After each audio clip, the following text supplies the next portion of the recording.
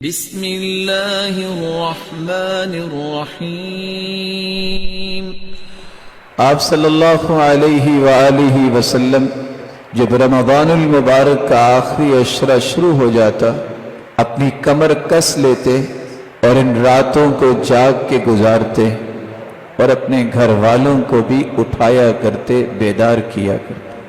سیدہ عائشہ رضی اللہ تعالی عنہا فرماتی ہیں آپ رمضان المبارک کے آخری عشرے میں جتنی عبادت میں کوشش کرتے سال کے کسی دنوں میں یا کسی راتوں میں اتنی عبادت نہ کرتے۔ ہمیں ان 10 دنوں میں جو کام کرنے ہیں ان میں سب سے پہلا کام یہ ہے کہ ہمیں اللہ کے رسول صلی اللہ علیہ وآلہ وسلم کی سنت سمجھ کر اور آپ کا حکم سمجھ کر لیلۃ القدر کی تلاش کرنی چاہیے۔ لیلۃ القدر جس رات میں اللہ نے قرآن کو نازل کیا، جو برکتوں سے لبریز رات ہے، مالک الملک نے اس کی عظمت میں پوری صورت ہی اتار دی۔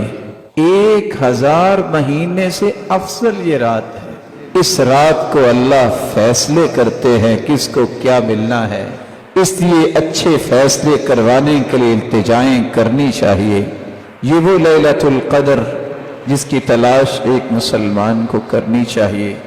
رسول اللہ صلی اللہ علیہ وآلہ وسلم کے صحابہ، پھر تابعین، پھر سلف صالحین تیاری کیسے کرتے؟ آپ کو پہلا کام یہ کرنا چاہیے کہ ہر روز اپنے آپ کو ایکٹیو کرنے کے لیے رات شروع ہوتے وقت ہی غسل کر لیں۔ سلف صالحین ہر رات کو غسل کیا کرتے اور ان میں سے ایسے بھی تھے جو صرف غسل نہ کرتے بلکہ خوشبو لگاتے، اس امید سے کہ اللہ کے نورانی اور مقدس فرشتوں نے آنا ہے، تو ہمیں ایسی حالت میں ہونا چاہیے کہ ان کو کوئی تکلیف نہ ہو۔ غسل کرنے کے بعد دوسرا طریقہ، اس رات کثرت سے قرآن مجید کی تلاوت کی جائے، جیسا کہ سلف صالحین ایسا ہی کیا کرتے۔ اور تیسرا کام، اس رات کو کثرت سے دعا کی جائے۔ اس لیے سفیان ثوری کہا کرتے تھے کہ اس رات کثرت سے دعا کرنا کثرت نوافل سے مجھے زیادہ اچھا لگتا ہے۔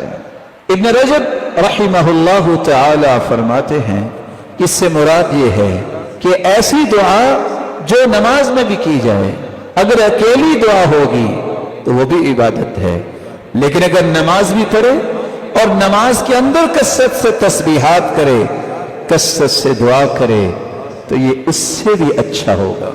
چوتھا کام، اس رات کے اندر جو قرآن، جو نماز پڑھے، غور کر کے پڑھے۔ اللہ کے رسول صلی اللہ علیہ وسلم کی پوری زندگی گزری، عشاء سے لے کر فجر تک آپ نے مسلسل قیام نہیں کیا۔ کچھ لوگوں کا یہ ذہن ہوتا ہے کہ شاید عشاء سے لے کے میں کھڑا ہو جاؤں اور ٹھونگے مار مار کے ساری رات گزار دوں کہ آج میں نے 100 نوافل پڑھے ہیں۔ سید المرسلین نے یہ کام نہیں کیا۔ سید المرسلین نے جو کام کیا ہے اس قدر خوبصورت کیا ہے، لیکن تھوڑا کیا ہے کہ آپ اگر 11 رکعتیں بھی پڑھتے ہیں، 8 رکعتیں بھی پڑھتے ہیں، اس طرح دل لگا کے پڑھیں، غور کر کے پڑھیں، خشوع کے ساتھ پڑھیں کہ ادھر تمہاری زبان پہ یہ کلام جاری ہو، ادھر اللہ کی رحمتوں کا نزول جاری ہو جائے۔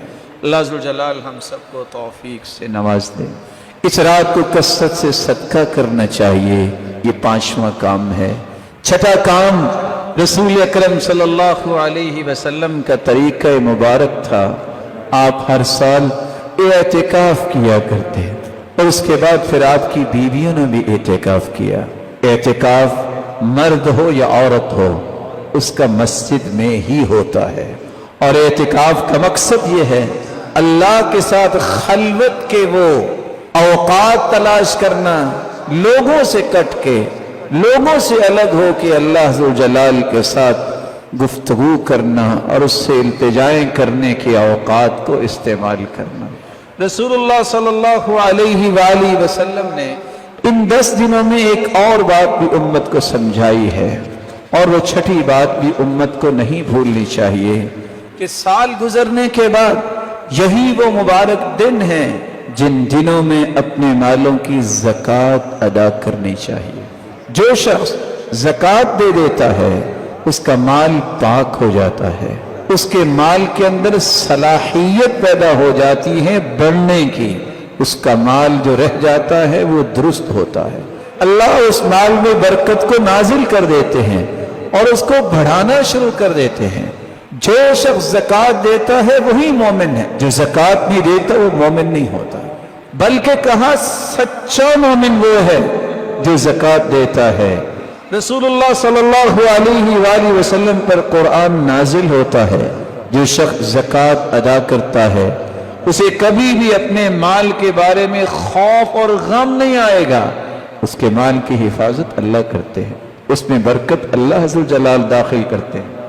رسول اللہ صلی اللہ علیہ وسلم نے تو فرمایا جو شخص زکوٰۃ دیتا ہے اس نے اپنے مالی سارے معاملات جو ہیں اللہ کے سپرد کر دیے، اپنی ساری ذمہ داری ادا کر دی مالی اعتبار سے۔